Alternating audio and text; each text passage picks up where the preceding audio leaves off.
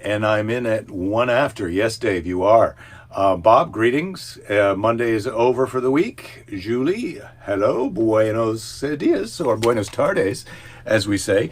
And greetings to you also, David. That's enough greetings with the magic mirror for today.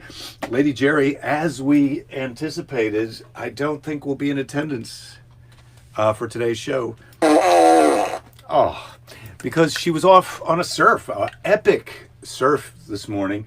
She left the house about 11 and just got home. I don't know. Maybe she's been home for an hour now, but that's all happened. Rich, oh, I'm wearing my shirt from Tulsa. It's Gotwood, and it's the axe throwing company, Gotwood Axe Throwing Company in Tulsa, Oklahoma, where I did a gig a couple years before COVID and enjoyed myself so much that I purchased a t-shirt. It's a beaver and two axes, and it says "Got wood," but then also it's yeah. I don't know why I got this shirt, but I couldn't resist on that day. Hello, Sister Sue and Rich and Pick. Greetings to C. It is Tuesday. Mr. Predicto be wrong, and Lady Jerry Grace was with her presence. Brad, it could happen. You can't. That's the thing about Lady Jerry. You can't rule out anything. She is here. Not within earshot right now, but she is. She's here. She's here. She may show up. I think she might be anxious to get on with her day, although it's 3 o'clock in California. But that is the kind of day that we're striving for during COVID. At least I am. If I can make it till 3 o'clock and I still haven't gotten anything going on, then I'm happy. Bob says I got wood too. Yeah, I like the way you're doing that. You're going with the joke. Last winter, a portion of your property got logged. Nice. Welcome aboard. My sister misses my wife. Yes, that's fine. Do you need to dock Belinda's paycheck? Too many no-shows. Yes, Darren, I do. Unfortunately, she's being paid a percentage of what I'm being paid, which is zero. And so we're in a problem zone there. But maybe I'm going to start a Patreon. I was just saying today that one of the things I admire about Kanye came up in a conversation that I was having today. And someone was talking about, my daughter was saying that Kanye recorded a gospel album so that he could declare himself a church nonprofit. And I said, I think that's a great idea. So I think I would like to, I'd like to switch from doing comedy shows to doing tent revivals, and then I'm going to declare myself a nonprofit. So my fans can now be referred to as my parishioners, and I'll figure out some way to pass the plate, the collection plate. Whoever thought of axe throwing in a bar drinking alcoholic beverages? Well, Brad, I don't know who thought of it, but it's an idea that is caught on, and it is quite fun. Baby Belinda's holding out until she gets top billing. I don't think so. I'm not positive that this show is as much of a priority for her as it is for me. I mean, she does love it. She does love to be here. But anyway, who knows? Rich Chooch, sorry you're late. You were busy putting pants on. Oh, they're off. Well, you can. It's come as you are with as far as pants goes, or on or off. It's a dealer's choice or attendee parishioner's choice. Excuse me. So we've got our Bible story today. I did already start the Church of the American Standard. Actually, I said that was a church that I had attended. But yeah, I feel like starting your own church, it's better than a cult, really, because a cult has got a bad connotation. But if you're starting a church, man, that's who's down on you for that? Nobody. Maybe the IRS.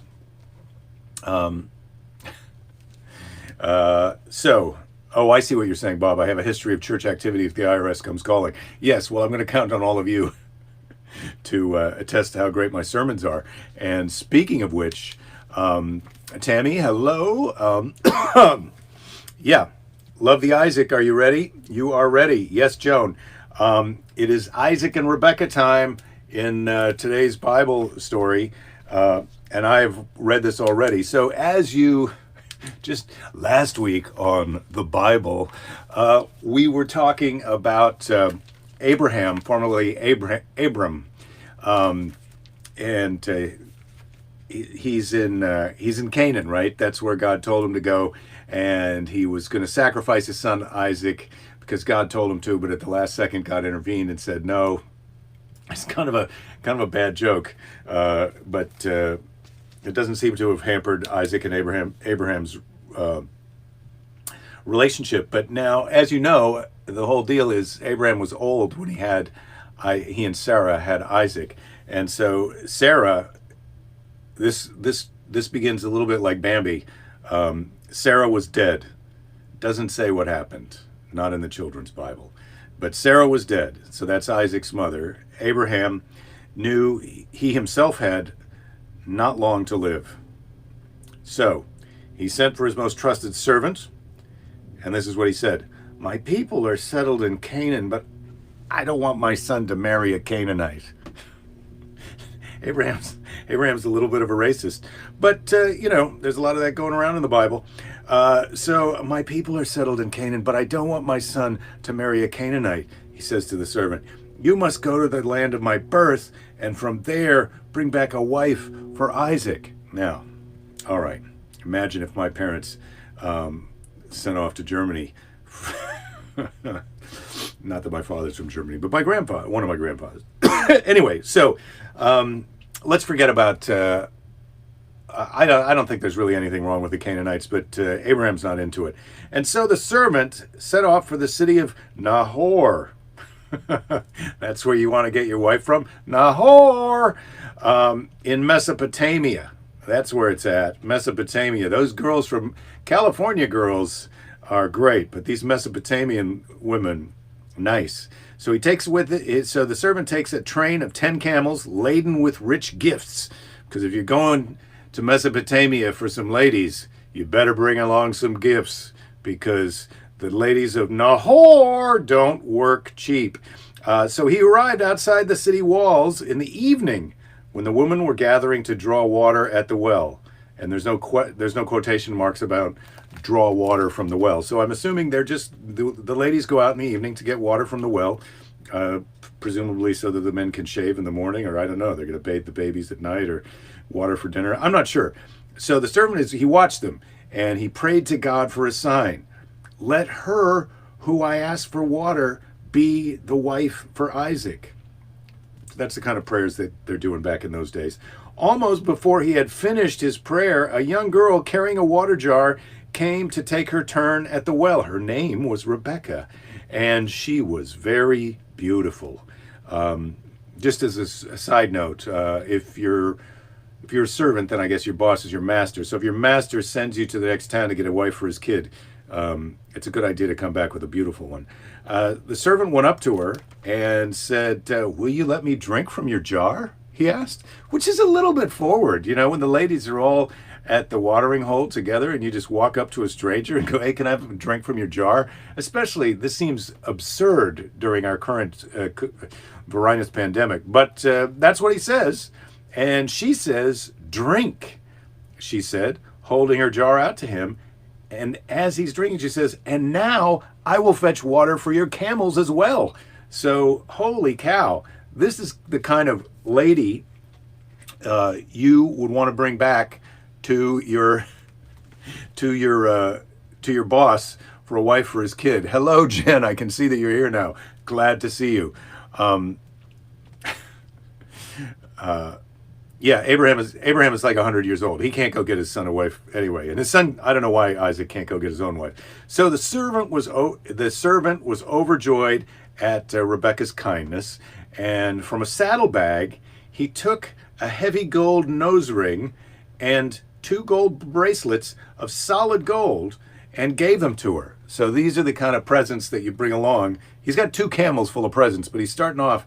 I'm going to start you off with a nose ring and a couple of solid gold bracelets. "Where do you live?" he asked. "May I stay at your father's house?" It's just like, man, I thought it was forward when you asked to have a drink out of my jar. Then I water your camels. Now you give me a couple of presents. You want to stay at my father's house? Who do you think you are? But she says, "You're welcome."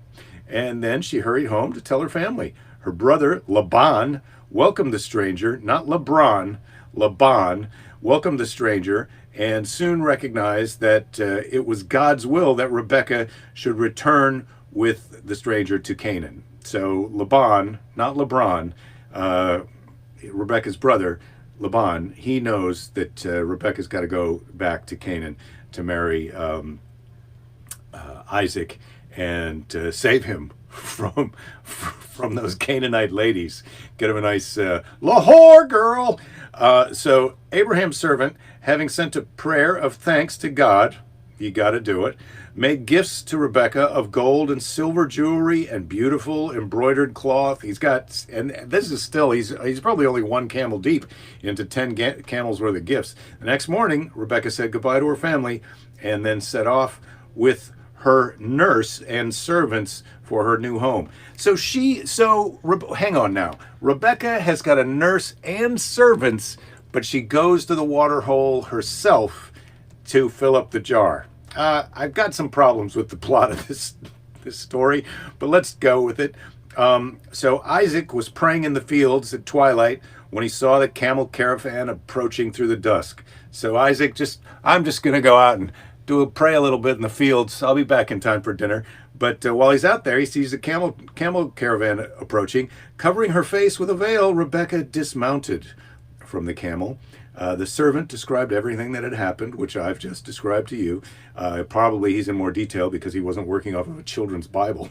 And Isaac took Rebekah by the hand and led her to his tent. Now, let me just say here that if you're on your first date with your prospective arranged bride, I don't get how you're off to the tent alone together, but they did it a little bit different.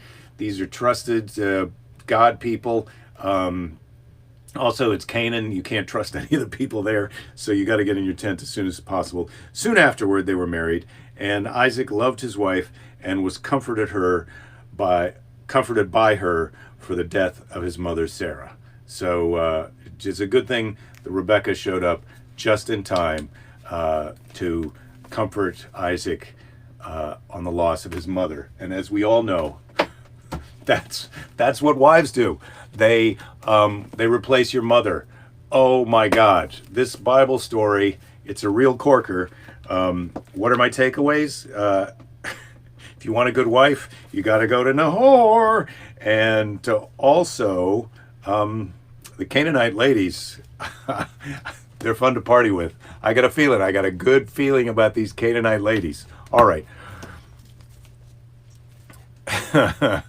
Ed's writing down all the phrases he didn't expect to hear from the children's story. Can I drink from your jar? Probably only one camel deep. Yeah, well, that was an impromptu phrase that I used. But yes, I'm glad you enjoyed it. And she dismounted from the camel.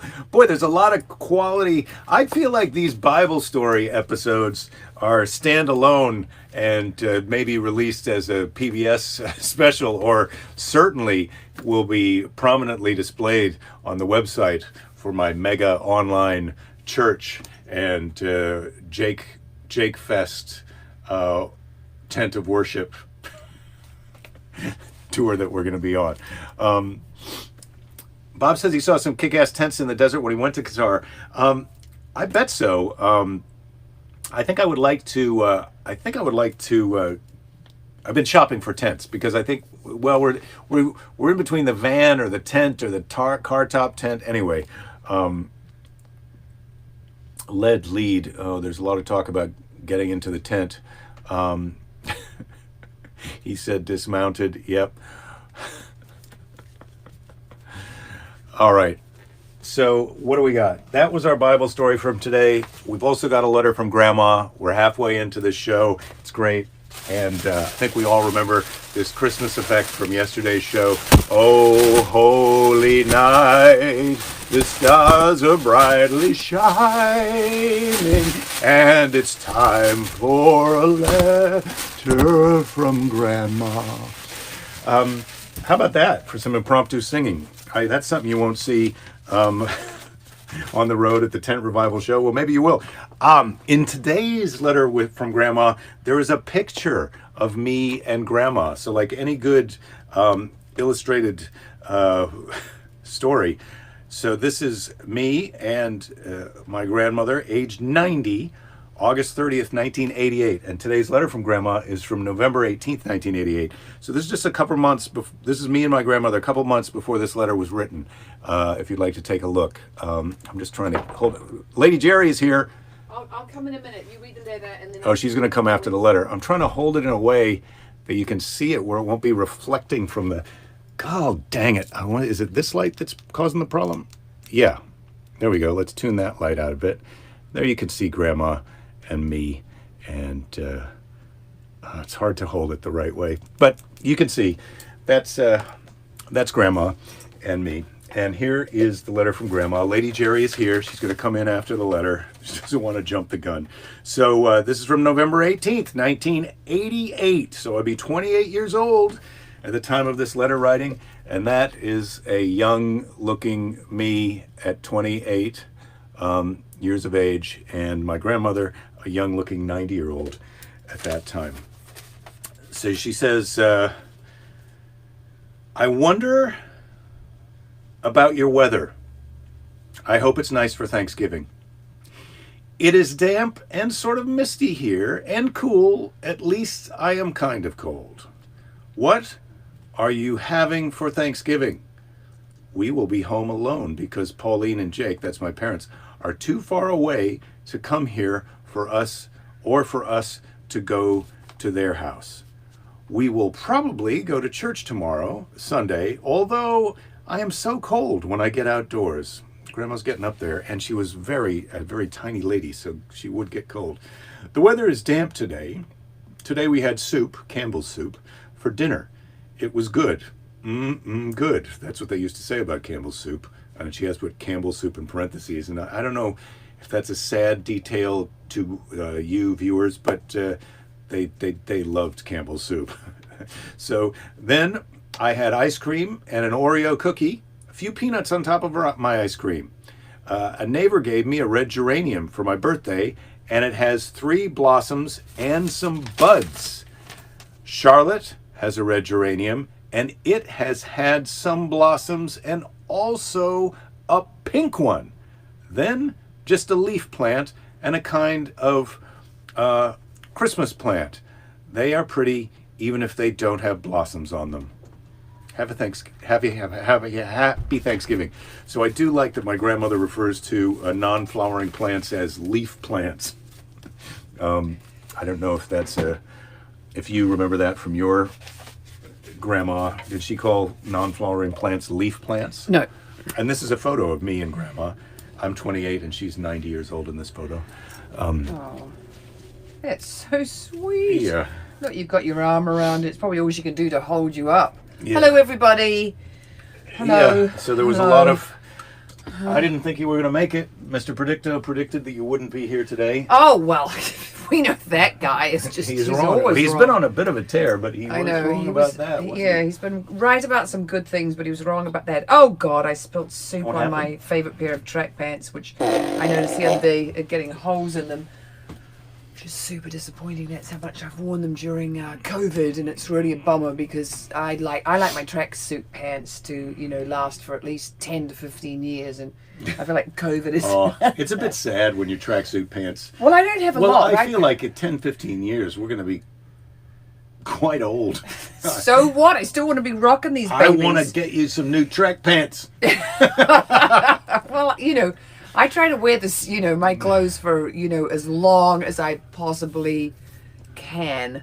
So these track pants. Anyway, everybody, I wanted to come and say hello. I went surfing. I'm a little bit cold. I haven't had my shower yet. I have had some soup. It was really fun. Darren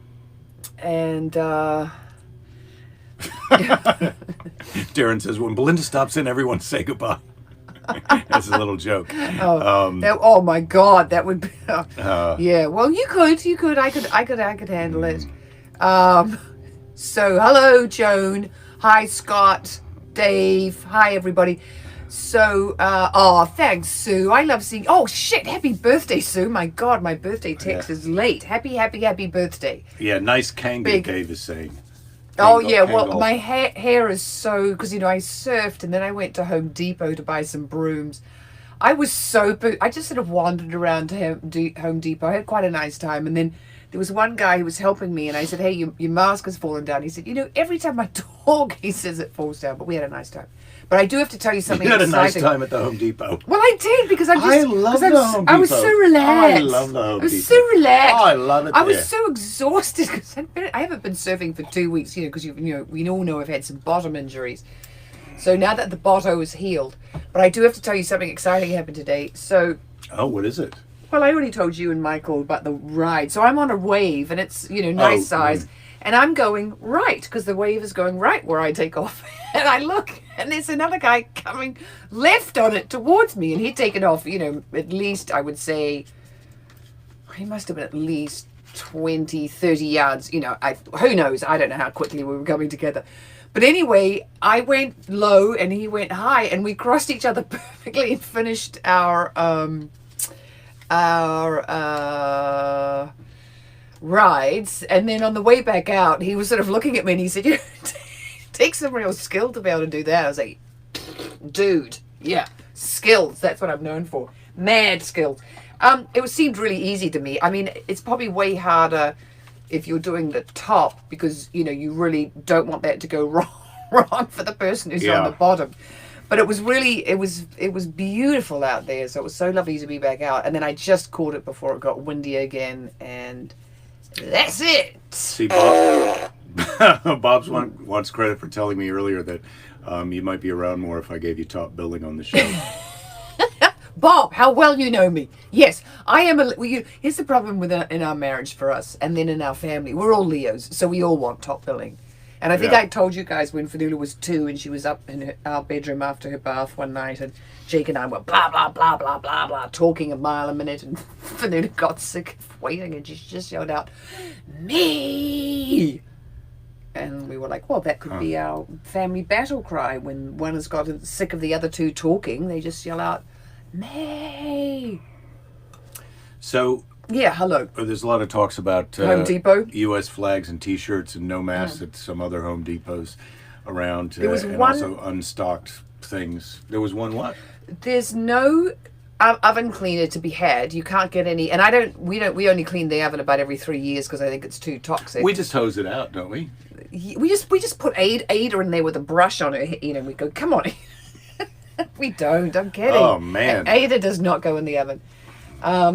Do I sound like the terrible Hansel and Gretel and the witch? There was one guy who was walking around Home Depot, and he kept his motorcycle helmet on. So he had a shield in front, but his bandana was down here. And I was going to say to him, hey dude, everyone's got a mask on. Get your mask on. Because the shield, we've all been told the shield doesn't do anything. All the air comes in and around. I thought you said though he had it. No. No. No, he had no. No, he was an outlaw, and I did feel like at that point that I was the deputized Home Depot sheriff, and I did want to go after him, but then I decided, you know what? I'm just so almost out of here. I'm What do you mean out of the Home Depot? I'm next in line. It's all gone so nicely. I've made friends with the guy whose mask was slipping down. He told me it just was when he talks. 2 people have tried to help me. We've looked everywhere for oven cleaner. I've had a nice time in the broom section. I have come home with, dustpans and shovels that, or things that Jake is just like, oh my God, we've already got those. So, it wasn't the most successful. Jen's saying, you're supposed to clean your oven? I saw that. And Dave is saying he's never cleaned an oven. Yeah. Yeah, It's not for everyone. Yeah, exactly. Cleaning the oven is not for that. Yeah, F-bomb cleaning the oven. I love the one about the kid who moves into his own apartment, and this was on a text with some women that I'm on during keep the ladies sane, during the coronavirus. And there's this story of one of their nephews moves out, and he sends a text to his cousin, and he says, hey, like every time you cook meat, do you have to clean your oven? And the guy was like, well, no. And he said, well, what about all the oil and everything that's on the bottom of the oven? And he was like, well, what do you mean? He's like, well, I put it in on the grill. So he was just putting enormous pieces of meat on the slatty grill bit, not putting it in a dish. Yeah, on the rack. On the rack. And then turned it up to broil. And that's how you cook it, not realizing, did he never see that his mother actually put shit in the oven in a pan? So his oven, he had to clean it after every meal. Yeah. What's the most fun party you ever attended? That's a hard one because at our age we've been to a lot of parties. Well, I mean, I loved there was a party that you and I went to where we didn't talk to anyone except each other, and that was right before you went to Ireland. That was Oh, fun. that was a pretty good. Yeah, Yeah. that's But okay. our- Well, that's the best party I've ever attended too. Yeah, you don't have to Yeah, say no. yeah. Our wedding party was really fun. Oh my god, I danced. That wedding and- week was a good party. Yeah, that was a good party. We used to do this thing after the weekends when I used to do Cobb's in the Cannery in San Francisco. On Friday nights, we would do Happy Time. They would do 3 shows, 3 comedy shows, and then one week I started asking the staff, "Are you staying for Happy Time after the show?" And they were like, "What's Happy Time?" And it turned out we had this great spontaneous party after the 3rd show on Saturday, and then there was this show on Sunday, and then drive home. But it was so much fun that then the next I for the next almost couple years that I would come to San Francisco, and this would be 3 times a year. Every Saturday night we would have Happy Time after the show, and it was such a fun.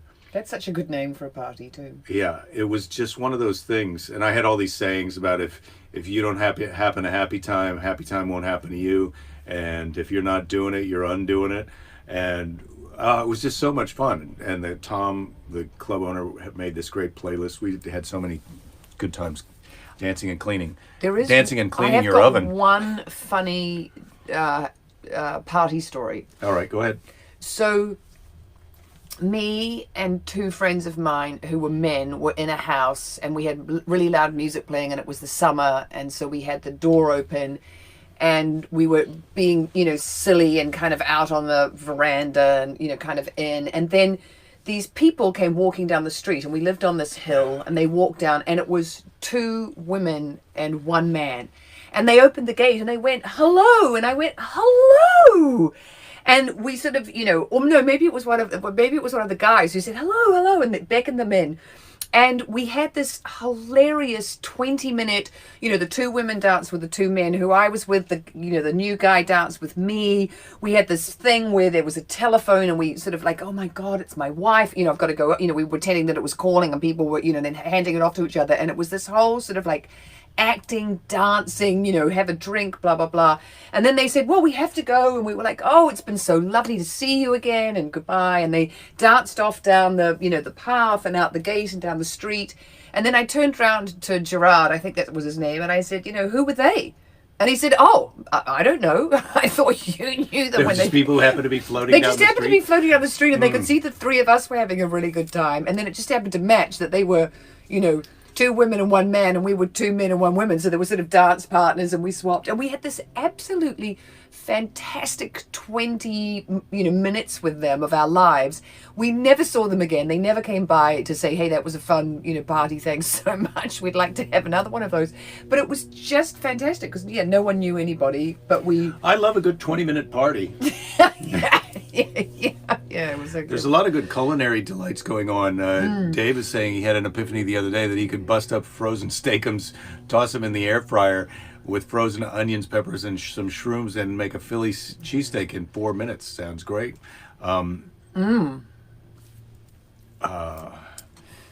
Yeah, so I like a nice 20-minute party. I'm just scrolling back up for some other cooking tips. The air fryer, our toaster will work as an air fryer, but we haven't really taken advantage of that with that little basket thing. But you can put it on air fry. So Okay, I'm going to pop off. well, this is the end of the show, Jerry. So we're going to do a Seize the Day? We're going to do a Seize the Day. I'm Okay. going to say thank you and I love you for being here. Well, I love to be here, and I've got a shopping list. So if you want anything, you better let me Yeah. know what you want on it. Well, tomorrow Otherwise- is Hump Day, everyone. And, Oh my God, it's only Tuesday. Yeah, I'm loving my week. I know we're tearing into Oh it. my We're God. tearing into this. What happened yesterday? Mofo. Yeah. Oh, yesterday. Was Monday. Right. It was quite windy. Yeah, and I wasn't you spent feeling the day very well. in bed. No. I got up and I did some stuff, but I wasn't feeling very well, and I did have a nap. So today's Seize the Day is from John Wayne, famous American movie star cowboy, and also played Genghis Khan at one point. I'm going to attempt a John Wayne impression. Tomorrow is the most important thing in life. Comes to us at midnight, very clean. It's perfect when it arrives, and it puts itself in our hands. It hopes we've learned something from yesterday. That wasn't the best John Wayne impression. And I'm going to read it once again, just as myself. Tomorrow's the most important thing in life. Comes into us at midnight, very clean. It's perfect when it arrives, and it puts itself in our hands. It hopes we've learned something from yesterday, but not necessarily from today, because we took a little time off today. But tomorrow. Yes, tomorrow. I love you tomorrow. Oh, I sang earlier today, and I've got this great. Okay, I just have to read out Jen's comment because it's so funny. Hey, Jake, I posted the human centipede. Great. That's like really like what? Great. Yeah, there was a little bit of a talk. Oh, about the human centipede. Human centipede. Yeah, centipede. I said Santa. It's a play on the words of the season and the joke that you had before I got playing the here. guessing game, but I do. I do. No, let me have another go. I would like to have another guess. I would like to have another. Shall I lead it? No. All right. What is it? You tell me. It is a Christmas tree decoration of the human centipede. So I can't wait to see that. And so can Lady Jerry. You got a little hair coming out of your nose. Oh, I've got salt water coming out of my nose. That was a little sticky. Yeah, well, who can that's not my fault. Oh, I love you even when you're draining. Yeah, have a sip of my neck because I've still got my crazy. You still smell like diaper cream, and I think you've got some little piece of what is that? Sea schmutz in my head. Oh my god, that is a feather. For a moment, I thought it was a teeny tiny condom, and I was like, "What the?" Teeny tiny condom. Yeah, like a. Oh yeah. I went swimming in the ocean. I came home with a teeny tiny condom in my hair. I don't know what happened. It was. I have like I've all got my my face shield on, so it is Desitin Factor 50, white zinc. Okay, you want me to shut up? Well, you were about to leave, so don't give up. There'll be plenty of time to give up later. Guess what? I never took my finger off the button. Guess what? And it stopped. Guess what? Oh, come on, fart machine. What? Go. Guess what? Show's over. We'll see you all.